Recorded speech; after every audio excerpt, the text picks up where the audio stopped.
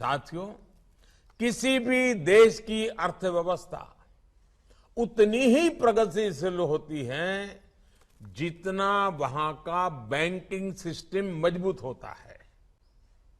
आज भारत की इकोनॉमी एक निरंतरता के साथ आगे बढ़ रही है। ये इसलिए मुमकिन हो रहा है क्योंकि इन 8 वर्षों में देश 2014 के पहले वाले फोन बैंकिंग सिस्टम से डिजिटल बैंकिंग पर शिफ्ट हो गया है। 2014 से पहले की फोन बैंकिंग आप लोगों को भली भांति याद होगा और समझ गए होंगे।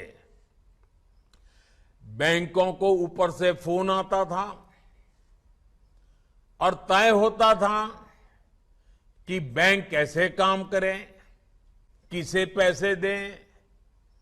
इस फोन बैंकिंग राजनीति ने बैंकों को असुरक्षित कर दिया, गड्ढे में उतार दिया, देश की अर्थव्यवस्था को असुरक्षित कर दिया था। हजारों करोड़ के घोटालों के बीच निरंतर घोटाले ही घोटाले की खबरें आया करती थी।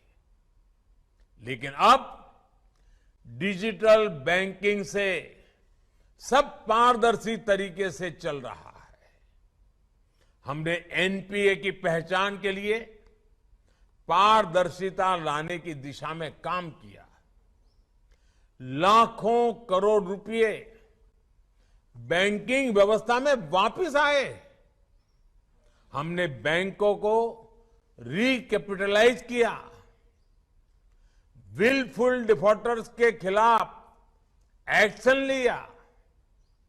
प्रिवेंशन ऑफ करप्शन एक्ट में भी सुधार किया गया।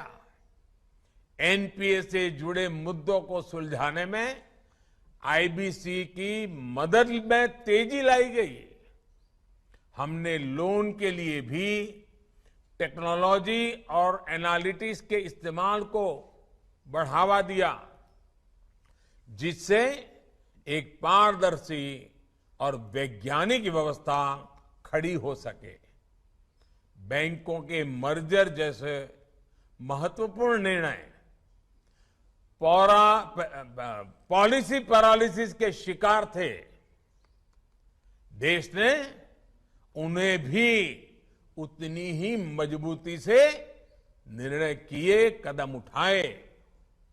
आज निर्णयों के नतीजे देश के सामने हैं, दुनिया सराहना कर रही है।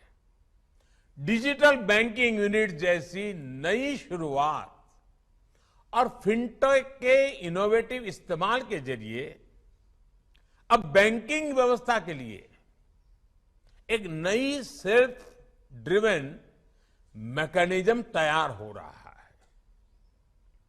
हम इससे उपभोक्ताओं के लिए जितनी ऑटोनॉमी है, बैंकों के लिए भी उतनी ही सुविधा और पारदर्शिता है। मैं चाहूंगा इस तरह की व्यवस्थाओं को कैसे और व्यापक बनाया जाए, कैसे इसे लार्ज स्केल पर आगे बढ़ाया जाए।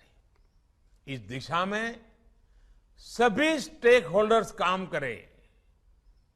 हमारे सभी बैंक ज्यादा से ज्यादा लोगों को डिजिटल व्यवस्थाओं से जोड़ने का टारगेट रखें।